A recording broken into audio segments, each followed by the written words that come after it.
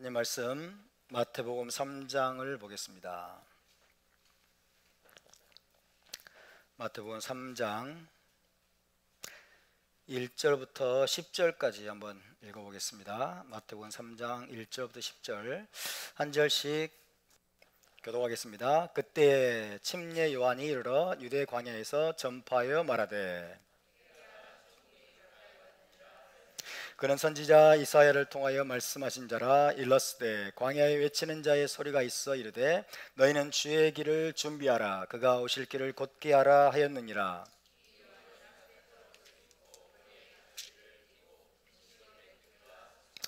이때 예루살렘과 온 유대와 요단강 사방에서 다 그에게 나와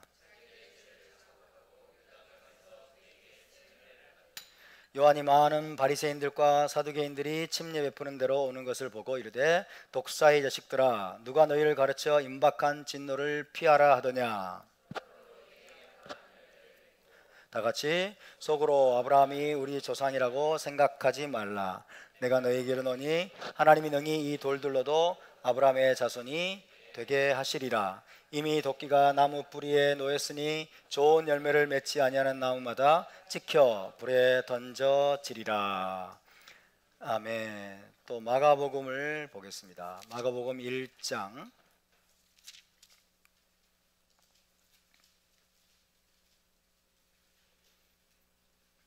마가복음 1장 1절에서 5절까지 1절에서 5절까지 다 같이 한 목소리로 봉독합니다. 시작.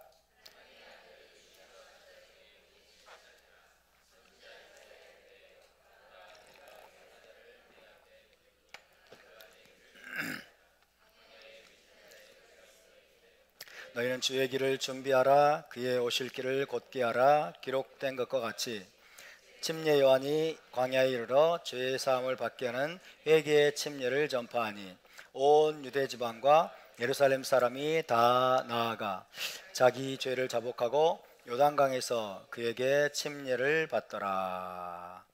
아멘. 네, 이번 주는 기타보 주간이었습니다. 기타보는 신명기 7번째 파라샤이고 전체적으로는 50번째 파라샤였습니다. 오늘은 히브리 관점 복음서 강의 27번째 시간이 되겠습니다. 지난주에 우리는 침례자 요한에 대해서 언급하면서 침례 혹은 정결례의 본과 의미에 대해서 살펴보았습니다. 지금 대부분의 기독교인들은 침례를 일생 한 번만 받는 것으로 알고 있지만은 1세기 유대인들에게 있어서 침례는 거의 매일 행할 정도로 일상화된 정결 의식이었습니다. 침례라고도 불리는 정결례, 이 정결례는 기본적으로 무엇을 위한 것입니까? 성전 의식에 참여하기 위한 것입니다. 성전에 들어가서 성전 의식에 참여하기 위해서 행하는 것으로서 죽음과의 접촉을 통해서 사람이 부정하게 되죠. 시체나 이런 죽음과의 접촉을 통해서 얻게 되는 의식상의 부정함을 씻어내고 정결함을 회복시켜주는 의식을 말합니다. 의식상의 부정함을 씻어내고 정결함을 회복시켜주는 의식이 바로 침례 혹은 정결례다라는 것입니다. 자, 신체적으로 부정하게 된 사람은 어떻게 합니까? 미크바라고 불리는 정결탕에 들어갑니다. 정결탕에 들어가서 몸을 완전히 물에 잠기게 함으로써 부정함을 씻어내는 거죠. 그렇게 부정함을 씻어내고 이제 의식상의 정결을 회복하게 되는 것입니다. 지금도 유대인 여성들은 이걸 시행하고 있다고 그랬죠. 지금도 유대인 여성들은 monthly cycle, 월경을 마친 후에 7일째 정결례를 행합니다. 7일째 정결례를 행한 다음에 남편과 합방을 하고 있습니다. 이것은 토라의 명령에 따른 것입니다.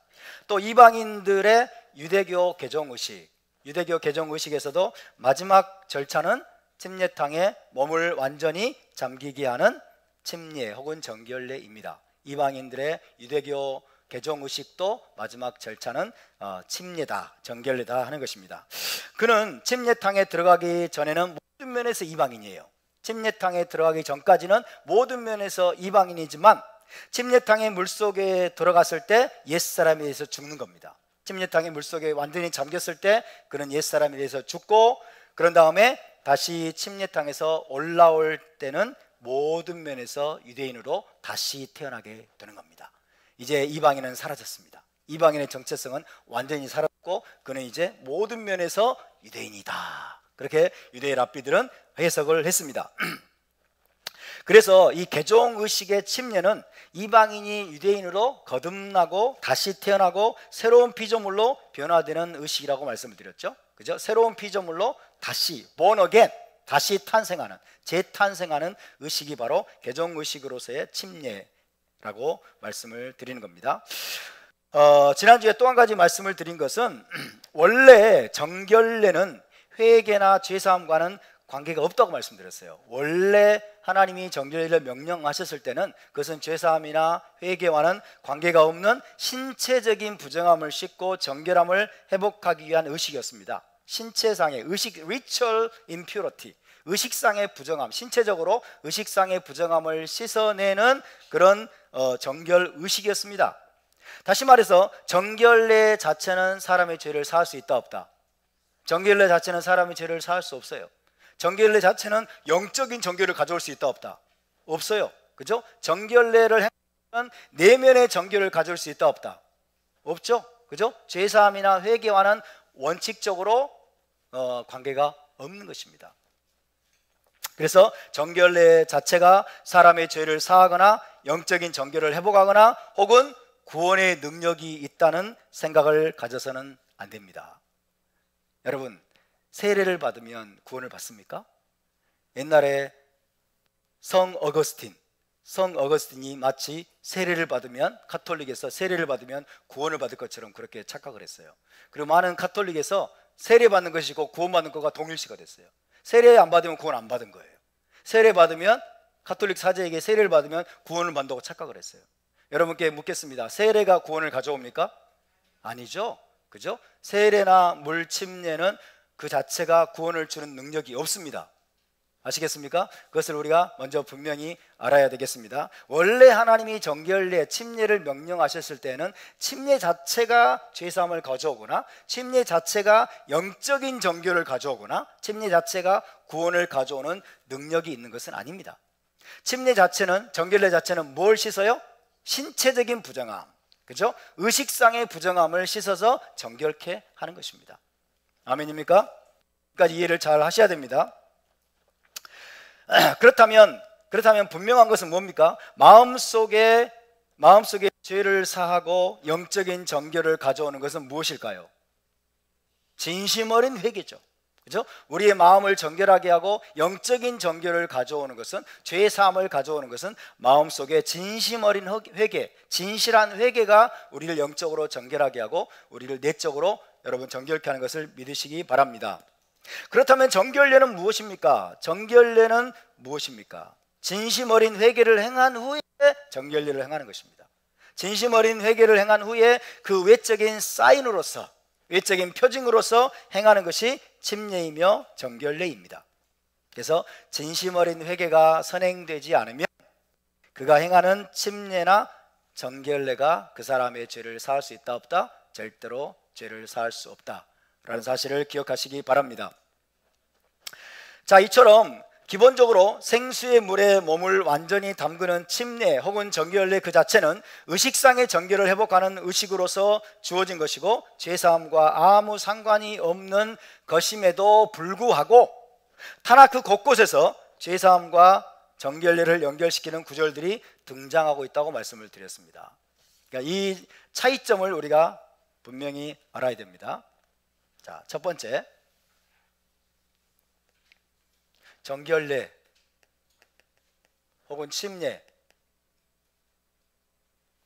정결례, 침례는 죄사함을 주지 못한다. 죄사함이 뭐예요? 영적인 정결이죠. 영적인 정결.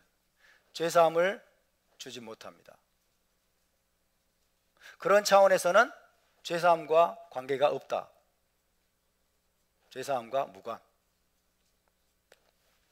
그럼에도 불구하고 정결례와 죄사함, 관계가 있다. 그럼에도 불구하고, 왜냐하면 진실한 회개를 통해서 뭐가 일어납니까? 죄의 사함이 일어나죠. 동의하십니까? 죄의 사함과 영적인 정결이 일어납니다. 그리고 그 후에 외적인 표징으로서 뭐예요? 물침례 혹은 정결례를 행하는 겁니다. 자, 진실한 회개를 통해서 영적인 정결이 이루어지고 그것을 겉으로 보여주는 그림이에요. 이거는 겉으로 보여주는 그림, 그죠? 외적인 표징으로서 침례를 행하고 정결례를 행하는 것이다. 그런 차원에서 보면 이 두 가지는 뭐예요? 긴밀하게 연결이 되어 있다. 보이지 않는 것을 보이는 표징으로 나타내 주는 거예요. 이해되십니까? 보이지 않는 것을 보이는 표징으로서 나타내 주는 것이기 때문에, 그래서 하나님께서도 뭐예요? 영적인 정결과 죄사함을 이야기할 때 이 정결례 용어를 사용해서 말씀하신다. 아멘입니까? 이 정결례 용어를 사용하셔서 말씀하신다라고 말씀을 드렸습니다. 그것이 성경 곳곳에 그런 말씀들이 등장을 하고 있어요. 다시 말하면 성경 자체가 회개를 통한 죄사함을 언급할 때 정결례 용어를 사용하기도 하고, 또 회개를 통한 죄사함의 외적인 상징으로서 정결례를 언급하기도 했다는 것입니다. 자, 거기에 우리가 주목할 필요가 있습니다.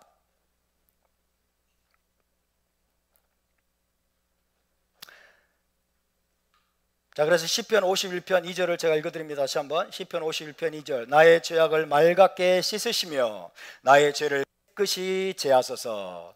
씻으시며 wash, 깨끗이 제하소서, 깨끗게 하소서. 이것은 정결례의 용어입니다. 씻으시며 깨끗게 하소서, 그죠? 물침례, 정결례의 용어를 사용해서 나의 죄악을 맑게 씻으시며, 죄 문제에 연결시키고 있어요. 그래서 정결례의 용어를 사용해서 토라는 뭐예요?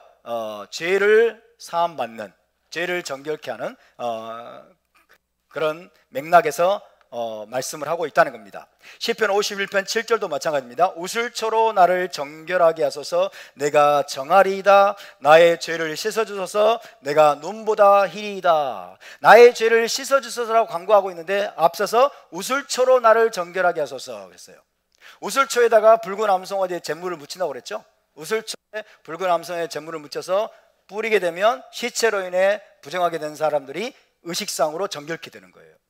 그렇죠? 그렇게 하는 것처럼 주님 나의 죄를 씻어주소서라고 또 죄사함과 연결시키고 있어요. 이해되시면 아멘. 그래서 여러분, 정결례의 용어를 사용해서 보이지 않는 영적인 정결, 죄사함의 문제를 지금 설명을 하고 있는 거예요. 할렐루야. 우슬초로 나를 정결하게 하소서. 내가 정하리이다. 나의 죄를 씻어주소서. 내가 눈보다 희리이다. 예레미야 4장 14절. 예루살렘아 내 마음의 악을 씻어버리라. 와시, 정결례의 용어입니다. 물로 의식상의 부정함을 씻어버리는 것처럼 내 마음속의 죄를 씻어버리라 라고 또 이야기하고 있는 겁니다. 예루살렘아 내 마음의 악을 씻어버리라. 그리하면 구원을 얻으리라. 이사야 1장 16절에서 18절입니다. 여기는 찾아봅시다. 이사야 1장 16절에서 18절도 마찬가지입니다. 이사야 1장 16절에서 18절. 자, 정결례와 그리고 죄사함을 연결시키고 있습니다. 우리 선지자들이, 또 선지자들 통해서 하나님께서 정결례의 그림을 통해서 내적인 죄사함을 연결시키고 있다라는 얘기입니다. 이사야 1장 16절에서 18절 말씀, 먼저 16절을 함께 읽어보겠습니다. 시작. 너희는 스스로 씻으며 스스로 깨끗하게 하여. 자, 이거 뭡니까? 정결례의 용어죠. 스스로 씻음, 너희 자신을 씻어라. 스스로 깨끗하게 하라. 이거는 정결례의 용어를 지금 사용하신 겁니다. 그렇게 해서 내 목전에서 너희 악한 행실을 버리며 행악을 그치고 선행을 배우며 정의를 구하며 학대받는 자를 도와주며 고아를 위하여 신원하며 과부를 위하여 변호하라 하셨느니라. 여호와께서 말씀하시되 오라 우리가 서로 변론하자. 너희의 죄가 주홍 같을지라도 눈과 같이 희어질 것이요 진홍같이 붉을지라도 양털같이 희게 되리라. 아멘. 자, 이처럼 이사야는 의식상의 정결례의 언어를 사용해서 죄를 회개하고 죄에서 씻김 받는 것에 대해서 설명을 하고 있습니다. 그럼으로써 정결례와 그 다음에 죄사함 받는 내적인 정결을 연결시키고 있다는 것을 우리가 눈치를 채야 되겠습니다. 한 걸음 더 나아가서 이제 중요한 포인트입니다. 한 걸음 더 나아가서 이스라엘의 선지자들은, 자, 선지자들, 이사야를 비롯한 선지자들은 주로 무엇에 관해서 예언을 했습니까? 선지자들은 장차 올 메시아 왕국에 대해서 예언했죠. 장차 올 메시아 왕국. 이제 잘 들으십시오. 장차 올 메시아 왕국에 대해서 선지자들은 예언을 했는데, 이 선지자들은 하나님께서 메시아 왕국 시대에 자기 백성을 영적으로 깨끗게 하실 것이다. 장차 올 메시아 왕국을 위해서 자기 백성을 깨끗게 하실 것이다. 정결케 하실 것이다 라고 예언을 했습니다. 장차 올 메시아 왕국을 위해서 메시아 왕국에 들어가기 직전에 하나님께서 자기 백성을 정결케 하실 것이다. 이것이 정결례의 용어를 또 사용을 했는데, 그러나 좀 더 깊이 들여다보면 이것은 영적인 정결을 말하는 거예요. 죄사함과 영적인 정결을 가져오셔서 메시아 왕국에 참여하게 하실 것을 선지자들이 예언을 했습니다. 이해되시면 아멘. 자, 한번 말씀을 찾아보겠습니다. 예레미야 33장 8절입니다. 예레미야 33장 8절.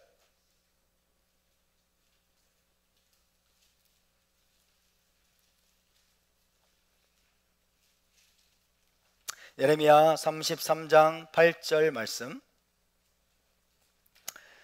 마지막 때 메시아 시대에 관한 예언입니다. 33장 8절을 함께 봉독합니다. 시작. 내가 그들을 내게 범한 그 모든 죄악에서 정하게 하며 그들이 내게 범하며 행한 모든 죄악을 사할 것이라. 메시아 왕국 직전에 그들의 모든 죄를 사할 것이다 라고 하면서 그들을 정하게 할 것이다, 깨끗하게 할 것이다 라고 하면서 정결례의 용어를 또 사용을 하고 있습니다.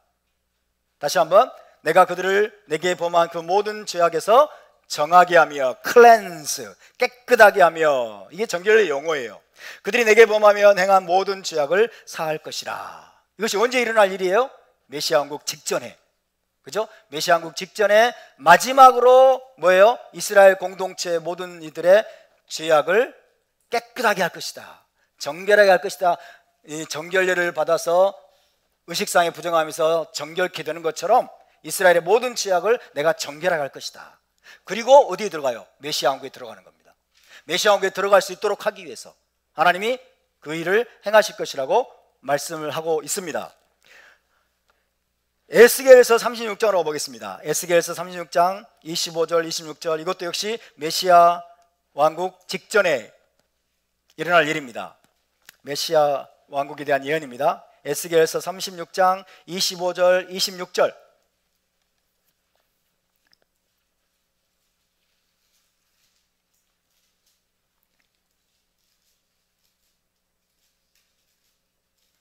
메시아 왕국 직전 에스겔서 36장 25절 26절. 메시아 시대에 들어가기 직전에 하나님께서 행하실 놀라운 일을 말합니다. 시작. 맑은 물을 너희에게 뿌려서 너희로 정결하게 하되 곧 너희 모든 더러운 것에서와 모든 우상 숭배에서 너희를 정결하게 할 것이며 또 새 영을 너희 속에 두고 새 마음을 너희에게 주되 너희 육신에서 굳은 마음을 제거하고 부드러운 마음을 줄 것이며. 할렐루야.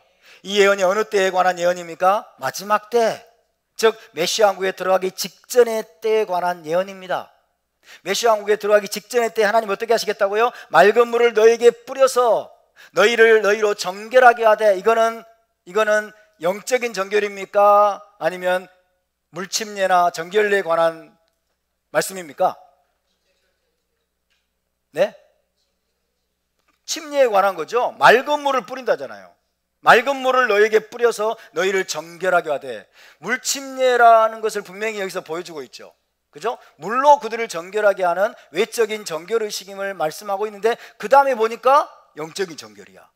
그 다음에 읽어보 시작. 곧 너희 모든 더러운 것에서와 모든 우상숭배. 우상숭배는 죄입니까 아닙니까? 우상숭배에서 정결하게 한단 말은 이거는 죄를 씻어준단 말이죠. 계속 시작. 모든 우상숭배에서 너희를 정결하게 할 것이며. 할렐루야.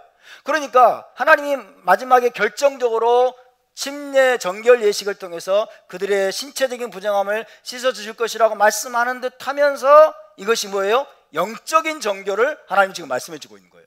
우상숭배와 같은 모든 죄에서 그들을 씻어줄 것이다. 그러니까 이 두 가지가 하나로 연결되어 있다는 겁니다.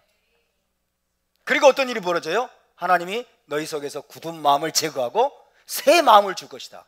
부드러운 마음을 줄 것이다. 부드러운 마음은 뭐예요? 굳은 마음은 뭡니까? 돌 같은 마음이 굳은 마음은. 돌 같은 마음은 어떤 마음이에요? 완악한 마음이죠. 순종하기를 싫어하는, 율법 그러면 왠지 거부감이 들어서 율법에 순종하기를 싫어하고 하나님께 굴복하기를 싫어하는 돌같이 굳은 마음이에요. 그 마음을 하나님이 제하시겠다는 거예요. 그리고 뭐 새 마음, 그죠? 레브 하다샤, 새 마음을 주셔서, 이 새 마음 뭐예요? 살같이 부드러운 마음이에요. 살같이 부드러운 마음. 소고기, 살 드셔보셨죠? 소고기, 살, 꽃등심 드셔보셨죠?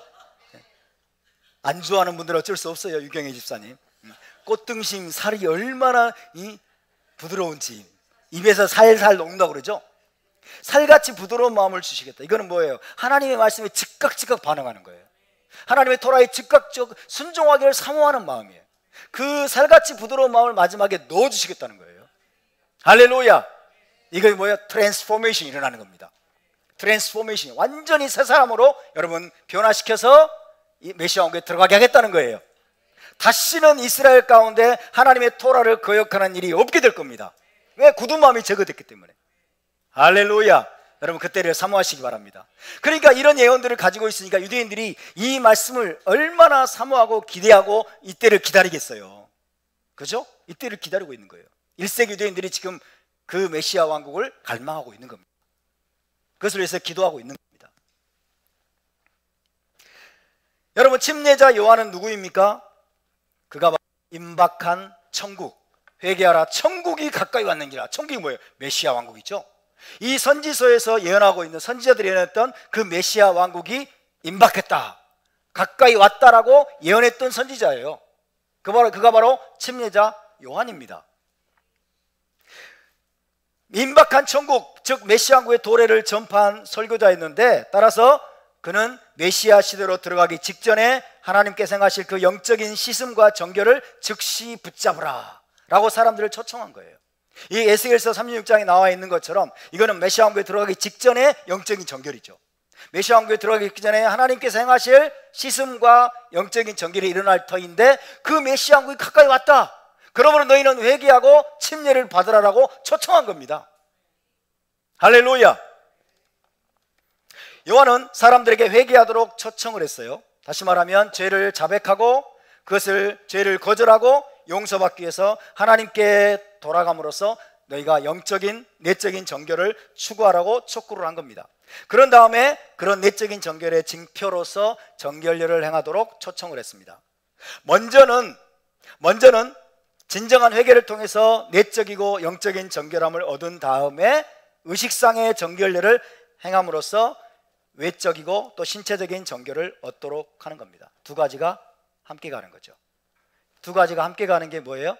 두 가지가 함께 가는 게 히브리적인 사고입니다. 아멘입니까? 영적인 것과 육적인 것이 함께 가는 것이 히브리 관점입니다. 아멘. 우리 헬라적인 관점은 뭐예요? 육적인 거는 필요 없고 영적인 것만 붙잡으면 돼. 샤밧 안식일을 지킨다고? 예수님이 우리의 안식일이야. 예수님 안에서 우리는 안식하는 법을 배우면 우리는 일곱째 날 안식일 안 지켜도 돼. 이게 헬라적인 사고예요. 그러나 히브리적인 사고는 뭐예요? 둘 다입니다. 둘 다. 육적인 것, 영적인 정결과 그 다음에 신체적인 정결이 함께 가는 겁니다. 침례자 요한은 먼저 뭐라고 했어요? 회개하라고 그랬죠? 회개하라, 죄를 자백하라. 그리고 너희가 죄를 뭐예요? 거부하고 하나님께로 돌아감으로써 영적인 정결을 얻으라. 영적인 정결을 얻고 그 외적인 사인으로서 너희가 물침례를, 정결례를 행하라고 촉구하는 겁니다. 그래서 두 가지로 함께 하는 거예요. 그죠? 여러분, 죄를 회개하고 자백하고 죄사함을 얻으면서 영적인 정결을 얻죠. 그런 다음에 물속에 들어가죠. 그러면서 의식상의 정결함도 회복하게 되는 거예요. 두 가지가 함께 가는 겁니다. 답사 히브리 사상은 육적인 것과 영적인 것이 함께 갑니다. 아멘입니까? 육적인 거는 필요 없다고요? 육적인 코셔 필요 없나요? 음식법 필요 없어졌어요? 지느러미가 있고 그 다음에 또 뭐 있죠? 비늘이 있는 생선을 먹으라고 하나님 말씀하셨죠? 그죠? 미꾸라지 먹으면 돼요, 안 돼요? 근데 우리 기독교인들 어떻게 사고한 줄 아세요? 지느러미가 무슨 의미야? 그죠? 지느러미가 영적으로 무엇을 의미하고 비늘이 영적으로 무엇을 의미하는지만 깨달으면 안 해도 돼. 영적인 것만 붙잡으면 안 해도 된대. 가서 물어보세요. 지느러미가 무슨 의미인지 깨달았는지, 비늘이 무슨 의미인지 깨달았는지 물어보세요. 에? 아마 다 모를걸? 안 해도 된대. 영적인 것만 잡으면. 영적인 의미만 붙잡으면 육적으로 안 해도 된대. 왜? 육적인 것은 무가치한 거기 때문에. 육적인 게 무가치하면 돈 저한테 다 주세요. 응? 여러분이 집도 다 버리고, 그죠? 옷도 다 버리세요. 버리지도 않으려면서 꼭 그런 말을 해요. 여러분, 육적인 것과 영적인 것은 다 하나님께서 주신 겁니다. 아멘. 함께 가는 겁니다. 할렐루야. 우리가 샤밧의 영적인 의미들, 샤밧의 내적인 비밀한 의미들을 우리가 계속 여러분 깨달아 가지만은 우리가 일곱째 날 이 샤밧을 우리가 거룩하게 구별해서 신체적으로 함께 모여서 샤밧을 준행하는 것이 우리를 살리는 겁니다. 그것이 함께 가는 겁니다. 할렐루야. 우리가 코셔를 행하고 여러분 음식을 구별해서 먹는 법들을 배워가면서 우리는 거룩을 연습하는 거예요. 할렐루야. 우리가 식당에 가서 여기에 새우가 들어갔는지, 여기에 부정한 것들이 들어갔는지를 여러분 면밀히 고찰하고 살펴보는 것 자체가 이게 뭐예요? 제사장적인 행위인 것입니다. 이것이 하나님께 합당한 것이 들어있는지, 아니면 하나님이 금지하신 것이 들어있는지 없는지를 분별하는 행위가 제사장적인 행위인 거예요. 할렐루야. 우리는 식탁에서부터 제사장으로 섬기는 법을 훈련하는 겁니다. 그것이 이상하다고 생각하지 마세요. 마트에 가가지고 라면을 고르고 음식을 고를 때 여러분 원재료 막 이런 게 다 있잖아요. 원재료 이런 걸 보는 것 자체가, 살펴보는 것 자체가 제사장적인 행동인 거예요. 할렐루야. 성경에 합당한지, 하나님의 말씀에 합당한지를 우리가 살피고 그것들을 분별하는 겁니다. 제사장의 역할은 뭐예요? 분별하는 거예요. 부정한 것과 속된 것을, 정한 것과 속된 것을 분별하는 것, 거룩한 것과 속된 것을 분별하는 행위가 제사장이 해야 될 일인 거예요. 먹어도 되는 것인지 하나님이 먹지 말라고 한 것인지를 분별하려고 하는 행위 자체가 까다로운 거예요. 까다롭게 왜 그래? 세상 사람들 보면 까다롭죠.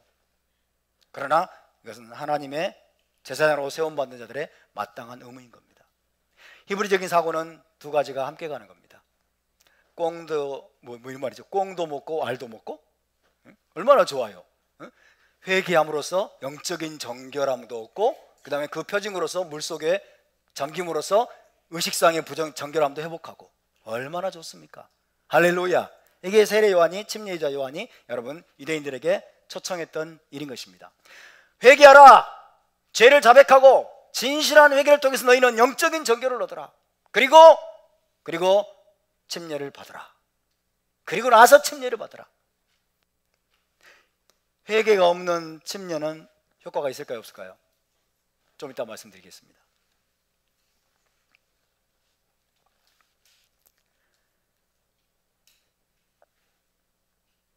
두 가지가 그래서 함께 가도록 하는 것입니다.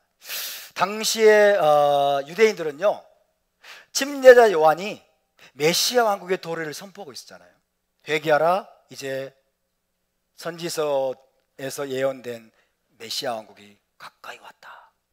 메시아 왕국의 도래를 선포하면서 회개의 침례를 전하고 있었기 때문에 당시 유대인들은 그에게 나아가서 죄를 자백하고 회개한 후에 영적으로 정결케 될 뿐만 아니라 동시에 그 외적인 표현으로 정결례를 만약에 행할 경우에 어떤 일이 벌어질 것을 기대했을까요? 다시 당시 유대인들은 침례자 요한에게 나아가서 죄를 자백하고 회개한 후에 영적으로 정결케 될 뿐만 아니라 동시에 그 외적인 표현으로 정결례를 행할 경우에 어떤 일이 자기들에게 일어날 것으로 생각했을까요? 메시아 왕국에 들어가기 합당한 자로 준비될 것이라고 믿은 겁니다. 왜? 침례자 요한이 와서 회개하라, 천국이 메시아 왕국이 가까이 왔다 라고 선포했기 때문에, 그리고 회개의 침례를 전했기 때문에, 아, 메시아 왕국이 가까이 왔구나, 메시아 왕국이 도래했구나. 그리고 에스겔서 36장에 하나님이 메시아 왕국 직전에 이스라엘 백성들을 영적으로 육적으로 정결케 할 그 정결을 베풀 하나님의 대리인으로 보냄받은 사람이 침례자 요한이구나. 이해되십니까? 메시아 왕국이 도래하기 직전에 온 이스라엘을 영적인 부정함과 육적인 부정함으로부터 깨끗하게 제거해서 그들을 깨끗게 해서 메시아 왕국으로 들어가게 할 하나님의 대리인으로 보냄받은 사람이 침례자 요한이구나 라고 생각을 한 거예요. 이해되십니까? 그래서 저 침례자 요한에게 가서 자기의 죄를 자백하고 회개하고 영적인 정결을 얻은 다음에 물로 침례를 받게 되면은, 아, 나도 메시아 왕국에 들어가기 합당한 자로 준비가 되겠구나 라고 믿은 거예요. 이해되시면 아멘. 따라하고 계십니까? 이럴 때 영어로 그러더라고. Are you with me? Are you with me? 여기 저와 함께 계세요? 아니면 딴 데 가 계세요? 제가 지난 시간에 이렇게 말씀드렸어요. 왜 예루살렘 곳곳에 미크바가 많아요? 예루살렘 곳곳에 미크바가 있어 언제든지 개인적으로 미크바에 들어가서 청결함 얻을 수 있어요. 근데 그럼에도 불구하고 예루살렘과 온 유대와 심지어 갈릴리 사람들까지 아마 침례 요한에게 달려가서 그 앞에서 죄를 자백하고 회개하면서 침례를 받았다는 거예요. Why? 제가 방금 설명드린 거예요. 이제 풀립니까? 왜 사람들이 전부 다 침례자 요한에게 달려가서 여러분 여기서 침례를 받았는지, 요단강에서 침례를 받았는지 이제 이해가 되시죠? 메시아 왕국이 도래하기 직전에 하나님께서 있을 것이라고 예언했던 에스겔서 36장에 이스라엘의 영적인 정결, 영적인 정화를 위해서 하나님이 온 이스라엘 그렇게 정결을 베푸실 터인데, 그 일을 행할 하나님의 대리인으로 보냄받은 사람이 침례 요한이구나. 아멘? 그래서 그 길로 달려간 거예요. 그래서 요한에게 가서 죄를 자백하고 회개하고 정결함을 받고 그 다음에 침례를 받게 되면, 아, 나는 메시아 왕국에 들어가기 합당한 자로 준비가 되겠구나 라고 믿은 겁니다. 할렐루야. 그래서 요한에게 달려간 거예요. 수만 명의 유대인들이, 혹은 심지어 수십만 명의 유대인들이 그에게로 달려간 겁니다. 심지어 누구들까지? 바리새인들과 사두개인들까지. 메시아 왕국도 믿지 않는 사두개인들이. 그죠? 그 정도로 영향력이 막강했다는 거예요. 그 정도로 침례자 요한의 메시지가 여러분 굉장히 강력했다는 겁니다. 정말 메시아 왕국이 가까이 왔구나 라고 믿게 되었다는 거죠. 이해되시면 아멘. 할렐루야.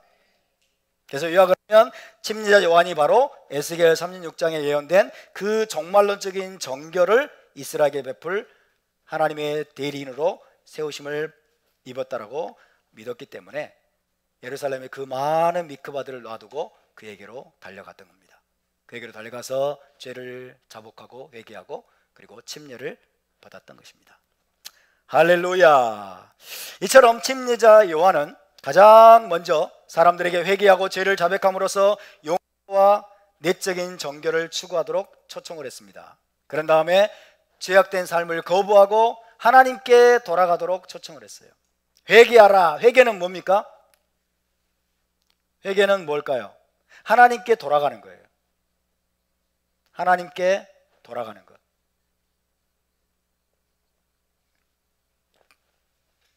따라서 회개는 하나님께 돌아가는 것이다. 하나님께 돌아가는 건 뭐죠? 하나님께 돌아간다 그러면 또 헷갈려 이제. 우리 기독교인들은, 크리스찬들은 하나님께 돌아간다 그러면 너무 추상적이야. 그죠? 하나님께 돌아가는 것은 무엇일까요? 토라 준수, 토라 준수의 삶으로 돌아가는 겁니다. 토라 준수의 삶을 회복하는 거예요. 진정한 회개는, 진실한 회개는 토라를 준수하는 데까지 나가는 겁니다. 아멘. 토라 준수의 삶을 회복하는 겁니다. 할렐루야. 왜? 토라가 바로 하나님이십니다. 토라가 바로 하나님의 말씀입니다. 토라가 하나님 위에서 나온 말씀을 믿으십니까? 하나님 위에서 나온 말씀, 그 말씀을 준행하기 시작할 때 우리는 하나님께로 돌아왔다라고 말할 수 있는 거예요. 그래서 여러분, 회개하라, 천국이 가까이 왔다라고 선포한 것은 바로 그거예요. 죄를 자백하고 하나님께로 돌아가도록 초청을 했습니다. 그런 다음에 그 내적인 정결의 외적인 상징으로서 미크바의 물에 몸을 잠기게 하는 침례를 받도록 초청을 한 거죠. 그래서 두 가지가 동시에 이루어진다고 말씀드렸습니다. 영적인 정결, 회개와 제사함을 통해서 영적으로 정결케 되고, 그 다음에 물속에 들어감으로써 의식상의 정결함도 동시에 얻게 된다고 말씀을 드렸습니다. 그런데 이제 여기서 유대 랍비들의 이해를, 성경 이해를 한번 말씀을 드려야 될 것 같아요.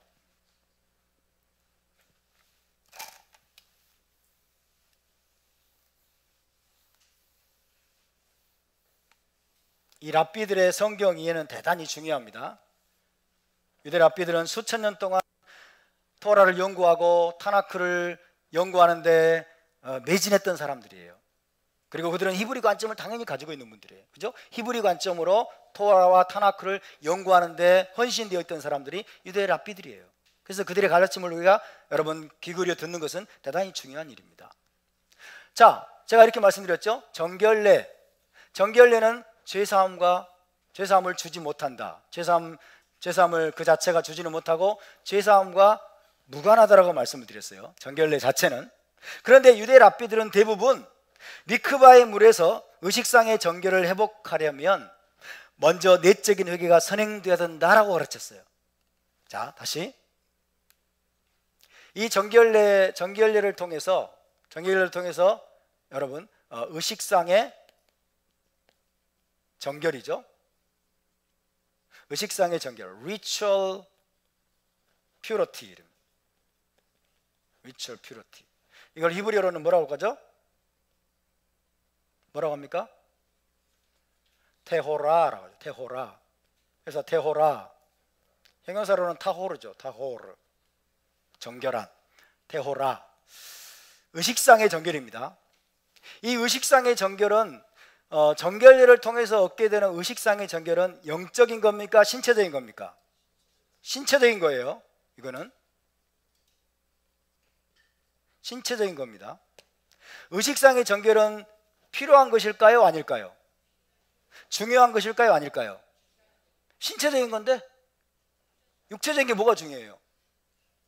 신체적인 게 뭐가 중요해? 육적인 건 다 무가치하지. 살리는 것은 영이니 육은 무익하니라. 이런 말씀을 또 인용해. 살리는 것은 영이니 육은 무익하니라. 내가 너에게 이르는 말이 영이요 생명이라. 그러면서 영만이 중요하다고, 영적인 것만 중요하다고 생각하는 거예요. 살리는 것은 영이니 육은 무익하니라. 육이 무익하대요. 육이 무익하대요. 육이. 여러분께 질문 드리겠습니다. 육은 무익할까요? 안 무익할까요? 아, 무익하다고 성경에 나오잖아요 지금. 에?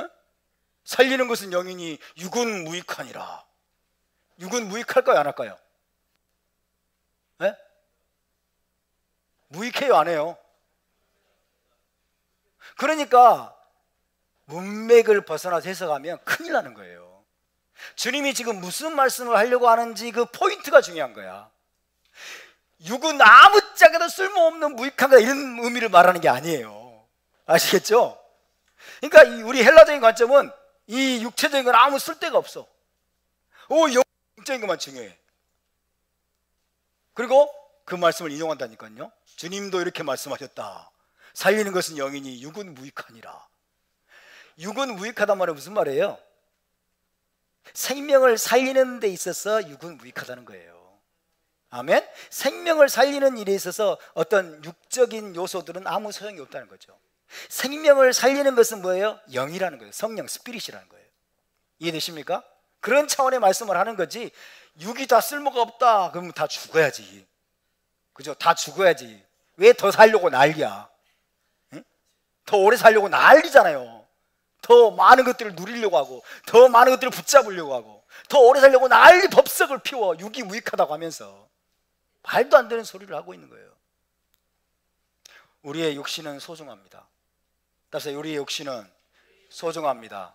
신체적인 것도 소중합니다. 영적인 것도 중요합니다. 영적인 것도 중요해요. 그러나 신체적인 것과 육적인 것들이 함께 가는 겁니다. 영적인 양식만 있으면 돼요? 신체적인 양식 필요 없으세요? 영적인 양식 여러분 일주일 동안 많이 드셨죠? 영적인 양식이에요. 토라의 말씀이죠. 진리의 말씀이 영적인 양식이에요. 그럼 영적인 양식만 드셨어요? 육적인 것들에 대해서 무가치하다고 생각하는 크리스천들에게 양식을 다 뺏어버리세요. 응? 음식을 다 뺏어버려요. 그 냉장고 가서 비워버려. 집에 그 집 쫓아가가지고 냉장고에 다 비워버려. 육적인 거 필요 없다며. 영적인 양식만 드셔 당신은. 그죠? 영혼의 생수만 필요해요? 영적인 생수만 필요해요? 여러분 날마다 물 드세요 안 드세요? 드시죠? 그죠? 다 필요하다는 거예요. 다 필요하다는 거예요. 답사 육적인 것과 영적인 것이 함께 가야 됩니다. 할렐루야. 사실은 육적인 것이 없으면요 영적인 것을 알 턱이 없어요. 육적인 우리 눈에 보이는 육적인 것들은 보이지 않는 영적인 것들을 우리에게 가르쳐주는 도구들입니다. 아멘. 알게 해주는 도구들이에요. 그림들이에요. 할렐루야. 우리가 생수를 마심으로써 어때요? 우리가 영혼의 생수가 필요하다는 걸 알게 되는 거예요. 목마르면 생수를 마셔야 되죠. 목마르면 물을 마셔야 돼요. 안 마시면 목이 바짝바짝 타들어가고 우리 모두가 죽게 돼요. 그죠? 견딜 수가 없어요. 마찬가지로 우리 영혼도 영적인 생수이신 예수와의 그 생수와 같은 말씀을 우리가 마시지 않으면 살 수가 없는 존재임을 알게 되는 거예요. 할렐루야. 육적인 것들을 우리가 여러분 이 땅에서 행함으로써 영적인 필요를 알게 되는 겁니다. 육적인 아버지가 계시기 때문에 육적인 아버지를 공경하고 그 아버지가 우리에게 생명을 주어서 우리를 지금 살게 했다는 사실을 알게 되면서 아 이처럼 하늘에 우리의 영적인 아버지가 계시는구나를 알게 되는 거예요. 아멘. 불행하게도 태어나자마자 아버지를 잃어버렸어. 태어나자마자 육적인 아버지를 잃어버리고 아버지가 어떤 분인지를 몰라. 아버지의 사랑을 받은 적이 한 번도 없어. 그런 분들이 있을 수 있죠. 그죠? 아버지의 사랑을 한 번도 받은 적이 없고 아버지라고 이름을 불러본 적 아버지라는 이름을 입 밖에 내본 적도 없어. 아빠라고 불러본 적도 없어.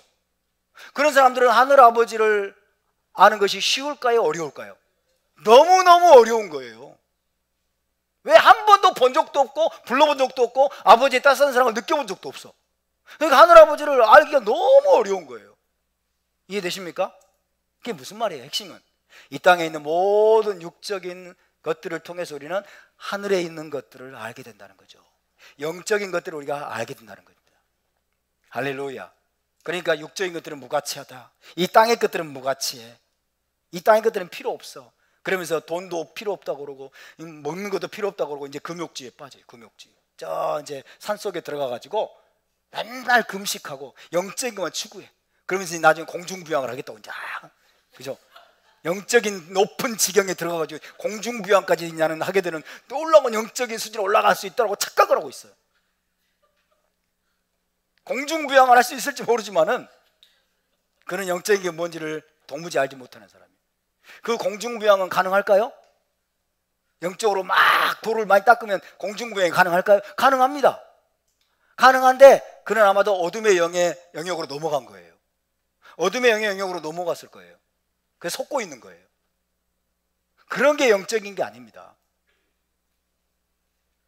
따라서 영적인 것과 육적인 것은 하나입니다. 에아드가 돼야 돼요. 진짜 영적인 게 뭔지 아세요? 이런 게 영적인 거예요.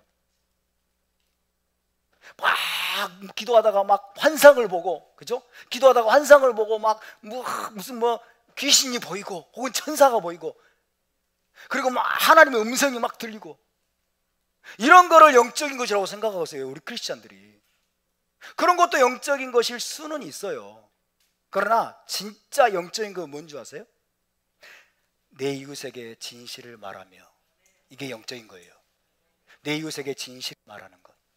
그리고 정직하게 하나님과 동행하는 것, 공의를 행하는 것, 겸손히 하나님과 동행하고 그 다음에 인자를 사랑하는 것, 이게 영적인 거예요. 아멘. 하나님의 토라의 말씀을 사랑해서 그 말씀대로 살아가는 삶 자체가 영적인 삶임을 믿으시기 바랍니다. 우리 크리스천들 이런 개념이 없어. 그런 건 다 필요 없어. 그냥 육적인 행위라고 생각을 하고 다 필요 없고 그냥 공중부양만 하려고, 그냥 환상만 보려고, 그냥 하나님의 음성 듣기. 하나님의 음성 듣기. 하나님의 음성 듣기 하면은 하나님의 음성이 들릴까요? 들릴 수는 있지만 귀신들의 음성도 많이 들립니다. 온갖 혼탁한 소리들, 자기 내면의 소리, 그죠? 이것들이 막 그 사람을 혼탁하게 만들어요. 내 양은 내 음성을 들으며 그랬다는 거예요. 내 양은 내 음성을 들으며, 내 양은 내 음성을 들으셨으면 했으니까 우리 모두 하나님의 음성 듣게 간다는 거예요. 내 양은 내 음성을 들으면 그 말은 내 양은 내 음성을 쉐마한다는 뜻이에요. 아멘. 하나님의 예수와의 양은 이스라엘입니다. 이스라엘은 하나님의 말씀을 쉐마하는 자들이라는 뜻입니다. 토라의 말씀을 듣고 순종한다는 뜻이에요. 그죠? 그러니까 히브리 관점을 벗어나니까 완전히 뒤죽박죽 그냥 빗나가 버려요. 그래서 혼돈에 빠져요. 혼돈에.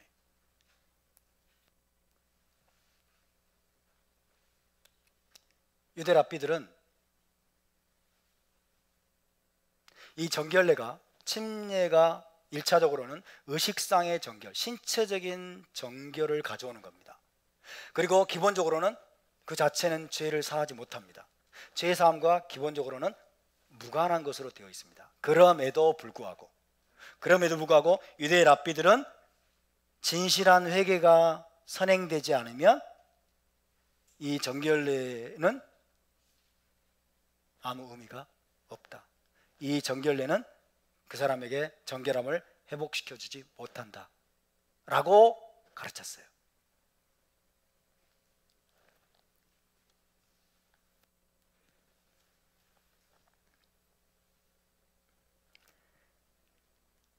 미크바의 물에서 의식상의 정결을 회복하려면 먼저 내적인 회개가 선행돼야만 한다 라고 가르친 겁니다.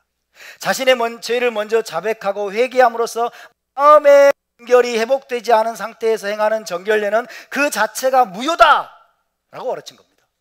재밌죠? 재밌어야 돼요. 여러분 제 설교를 들으면. 재밌죠? 그러면 딱 반응을 빨리 하셔야지. 재밌죠? 재밌어야 됩니다. 다시 자신의 죄를 먼저 자백하고 회개함으로써 마음의 정결이 회복되지 않은 상태에서 행하는 정결례는 그 자체가 무효다. 그 자체가 무효다라고 가르쳤어요. 말하자면 정결례를 통한 의식상의 정결 회복의 선행 조건이 뭐예요? 진실한 회개. 진실한 회개를 통한 마음의 정결을 회복하는 겁니다. 마음의 정결을 먼저 하나님께 얻는 것입니다. 아멘. 자, 물론 제가 좀 전에 말씀드린 토라 자체가 이것을 명시적으로 가르친다 안 가르친다? 토라 자체는 이것을 명시적으로 가르치고 있지는 않아요. 얘기 읽어보세요. 그런 말이 없어. 토라 자체가 명시적으로 이것을 가르치고 있지는 않지만, 그러나 이제 중요합니다. 토라와 타나크를 전체적으로 연구를 해보면 이것은 자명한 사실이에요. 이것은 너무나 분명한 사실이에요. 레위기를 읽어보면 너희가 시체와 접촉을 하고, 너희가 유출병자와 접촉을 하고, 너희가 짐승의 사체와 접촉을 해서 부정하게 되었을 경우에 너희는 반드시 너희의 죄를 먼저 회개한 다음에 물속에 들어가서 정결례를 행하라 라고 가르치는 곳은 없어요. 그렇죠? 그럼에도 불구하고 토라를 전체적으로 심도 있게 연구를 해보면 정결례를 행하기 전에 먼저 자신의 죄를 회개하고 그 회개를 통해서 영적인 정결을 얻은 후에 침례를 행하고 정결례를 행하는 것이 마땅한 것으로 나와 있어요. 이해되십니까?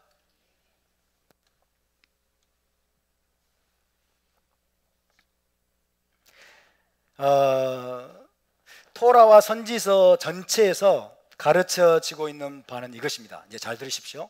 토라와 선지서 전체가 가르치는 바는 무엇이냐? 이스라엘 백성이 모든 죄를 버리고 의롭고 정직하고 도덕적인 삶을 살지 않으면, 그죠? 이스라엘 백성이 의롭고 모든 죄를 버리고 의롭고 정직하고 도덕적인 삶을 살지 않으면 그들이 행하는 모든 외적이고 종교적인 의식이 가증스러운 것이다. 모든 외적인 종교적인 의식이 가증스럽고 하나님께 혐오스러운 것이 되고 만다는 것입니다. 이것이 토라와 선지서 전체가 가르치는 바예요. 다시 한번, 이스라엘이 모든 죄를 버리고 의롭고 정결하고 도덕적인 삶을 살지 않으면, 외적으로 행하는 정결례든 희생제사 의식이든 샤밧 의식이든 모든 종교적인 의식이 하나님께 뭐예요? 가증한 것이라는 거예요. 하나님이 그걸 혐오한다는 거예요. 하나님이 그것들을 혐오스럽게 여긴다는 것을 선지서 전체가 가르치고 있어요. 토라도 마찬가지고. 이해되시면 아멘. 다시 말하면 토라의 내적인 본질을 살아내지 않는 상태에서 외적으로만 행하는 각종 제사의식들과 절기의식들을 하나님은 몹시 싫어하시고 가증히 여기신다는 것입니다. 이 원리는 이사야를 비롯한 선지자들의 모든 선지자들에서 분명히 가르쳐졌을 뿐만 아니라 우리 주 예수와께서도 복음서에서 반복해서 가르치신 원리입니다. 그래서 우리가 이 원리를 분명히 알아야 되겠습니다. 마태복음 23장 23절을 찾아보겠습니다. 마태복음 23장 23절.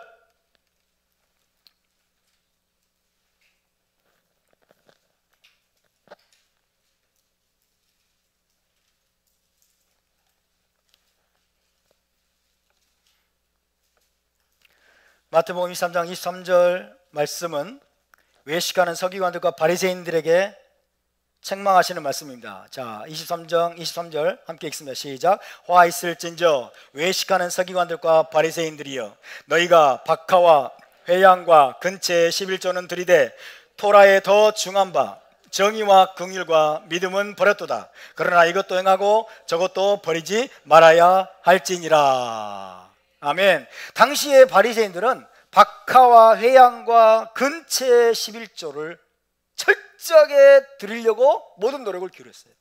박하와 회양과 근체의 11조라고 하는 것은 아주 사소한 것들까지 11조를 챙겼다는 뜻입니다. 아주 사소한 것들까지 11조를 챙겨서 드리기 위해서 이들은 모든 노력을 기울였어요. 그런데 이 바리새인들과 서기관들은 자기들의 삶 속에서 토라의 더 중요한 본질인 뭘 버렸어요? 정의와 긍휼과 그리고 신실함을 버렸어요. 정의와 긍휼과 신실함. 이 믿음은 신실함입니다. 자기의 삶 속에서 정의를 행하고 이웃에게 긍휼을 베풀고 자비를 베풀고 그 다음에 다른 사람들을 또 하나님을 배반하지 않는 신실함, 그죠? 신실하게 행하는 이 도덕적인 삶을 이들은 버린 거예요. 외적으로는 철저하게 작은 것들까지 11조를 챙겨가지고 하나님의 성전에 드리고 레위인들에게 드리려고 모든 노력을 기울였음에도 불구하고 토라의 더 중요한 본질인 정의와 긍휼과 신실함을 버린 거예요.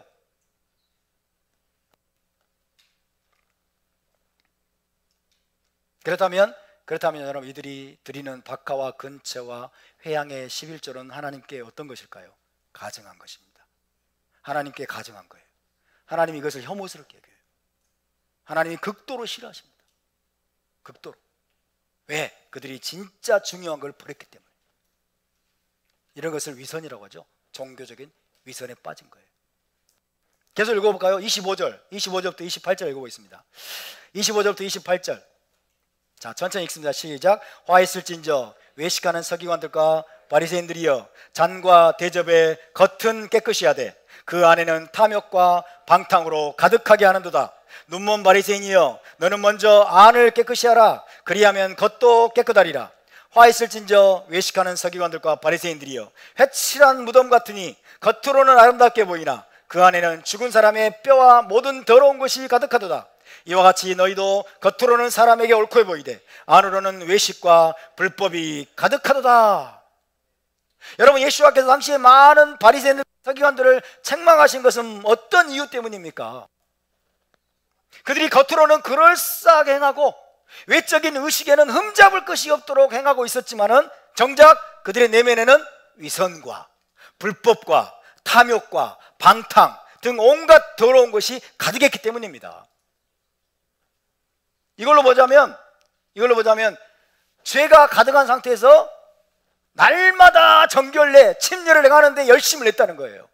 죄는 속에 가득한데 탐욕과 위선과 불법과 방탕과 온갖 더러운 것들이 마음속에 가득한 죄가 씻어지지 않은 상태에서 정결례를 행하면서 부정함을 씻기 위해서 열심을 내고 있었다는 것입니다. 이게 바리새인들의 문제예요. 그때 당시에 수많은 바리새인들, 서기관들의 여러분 문제였는데 우리 주님이 강렬한 어조로 이들을 지금 질책을 하고 있어요. 그들이 진실한 회개를 통해서 먼저 내면을 깨끗하게 하고 내면을 개선하지 않으면 외적인 모든 것들과 행위들이 다 무효다, 다 무효이고 하나님께 가증한 것일 뿐이라고 우리 주님이 말씀하고 있는 거예요. 아멘입니까? 마찬가지로 진실한 회개를 통해서 내면을 정결케 하지 않은 상태에서 의식상의 정결만을 회복하기 위해서 행하는 정결례는 무의미하고 무효한 것일 뿐입니다. 무의미하고 무효한 것일 뿐이다. 그렇지만은 먼저 내면을 깨끗이 하라, 그리하면 겉도 깨끗하리라 하신 것처럼 먼저 죄를 자백하고 회개하고 죄에서 돌이킴으로 내면을 정결케 한 후에 미크바의 물에서 정결례를 행한다면 그 외적인 의식상의 정결까지 회복하게 된다는 것이 토라법의 원리입니다. 할렐루야.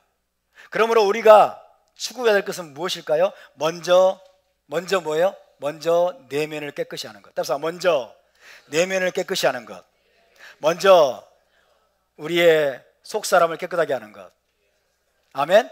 우리 마음속에 가득한 죄와 불법과 더러운 것들을 다 내어버리고 우리의 마음, 우리의 내면을 정결케 한 다음에 우리가 외적인 것들에 우리가 마음을 기울여야 될 줄로 믿습니다. 할렐루야. 둘 중에 어느 하나를 선택하려고 하면 안 돼요. 둘 중에 하나를 선택하려고 하면 안 돼요. 둘 다 우리는 필요합니다. 그러나 순서가 있어요. 순서는 뭐예요? 먼저 우리 안에. 그래서 우리 믿는 자들의 삶은 from the inside out이에요. From the inside out. 안에서부터 밖으로 우리는 삶을 살아야 될 줄로 믿습니다. 아멘. 우리 내면이 먼저 하나님과 올바라야 되고 우리 내면이 먼저 깨끗해져야 되고 우리의 내면이 정결케 돼야 됩니다. 우리의 내면 속에, 우리 마음 속에 더러운 것들이 없어야 돼요. 위선이 없어야 돼요. 가증한 것들이 없어야 돼요. 탐욕이 사라져야 됩니다. 교만이 없어져야 됩니다. 그리고 나서 여러분 우리 안에 이 아름답고 풍성한 우리의 풍성해진 내면을 통해서 우리가 그 아름다움을 겉으로 드러내는 겁니다. 아멘입니까?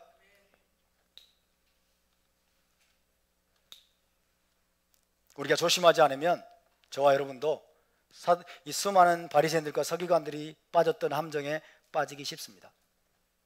그죠? 겉으로 코셔를 행하죠. 겉으로 코셔를 행하고 겉으로 샤밧날 예배 드리러 오고 또 겉으로 기파를 쓰고 겉으로 탈릿을 두르고 다 외적인 거죠. 외적인 거죠. 겉으로 행하는 모든 것들, 절기도 행하고 초막도 짓고 그죠? 토라 스크롤도 들고 춤도 추고 근데 마음속에 더러운 게 가득해. 마음속에 용서치 못하는 마음, 마음속에 분노, 원한, 증오, 마음속에 교만, 탐욕, 탐심, 마음속에 위선, 가증한 것들이 가득하다면 우리가 행하는 모든 것이 하나님 보시기에 가증합니다. 우리가 행하는 모든 것이 가증한 거예요. 에라 모르겠다 그러면 다 하지 말아버리자. 이게 이제 반대편 극단으로 가는 거죠. 에라 모르겠다 샤밧이 뭐가 중요하냐, 에라 모르겠다 코셔가 뭐가 중요하냐 그러면서 이제 돼지고기 먹기 시작하고 그러면 이제 또 다른 함정에 빠지는 거예요. 그죠? 또 다른 함정에 빠지는 거예요. 따라서 너희는 먼저 안을 깨끗이 하라. 그리한 다음에 겉을 깨끗이 하라. 할렐루야.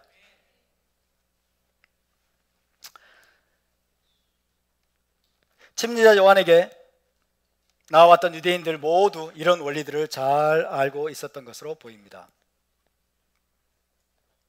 오늘 왜 이렇게 시간이 빨리 갈까요? 누가 시계를 앞으로 돌려놨나요? 복음서 이 기독교가 사용하는 복음서에 대해서 비판하는 유대인들이 있습니다. 비판하는 정통파 유대인들이 있어요. 그 비판하는 정통파 유대인들이 기독교인들이 토라를 잘 모른다는 사실을 악용해서 복음서를 비판해요. 그러면 토라를 모르는 기독교인들 엄매 그런가 보네 이런 거죠. 뭐라고 비판하냐면요, 당신들 말이야 토라 모르지?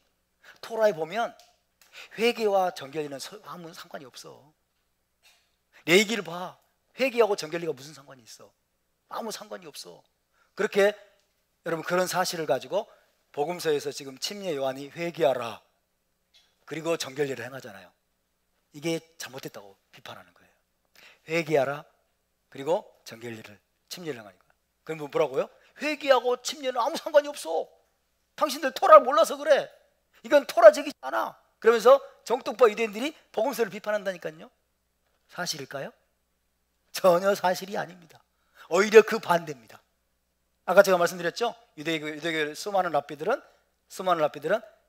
회개, 죄사함과 정결례를 연결시키고 있다고. 아멘입니까? 근데 그것이 성경 전체의 가르침이에요. 먼저 회개하지 않아요. 먼저 죄사함 받고 먼저 내면의 정결함을 회복하지도 않은 상태에서 행하는 모든 의식들은 뭐예요? 그 자체가 무효다는 거예요. 이해되십니까? 그러니까 회개와 정결례를 지금 연결짓고 있는 침례 요한의 가르침은 유대적인 것이 아니다. 지극히 유대적인 거예요. 지극히 유대적인 거예요. 시간이 갔기 때문에 오늘은 여기까지 나누고, 회개와 정결례를 연결시킨 것이 왜 유대적인 것인지를 입증하는 증거를 또 다음 시간에 말씀을 드리도록 하겠습니다. 자, 우리 함께 일어나서 기도합시다. 주님, 우리의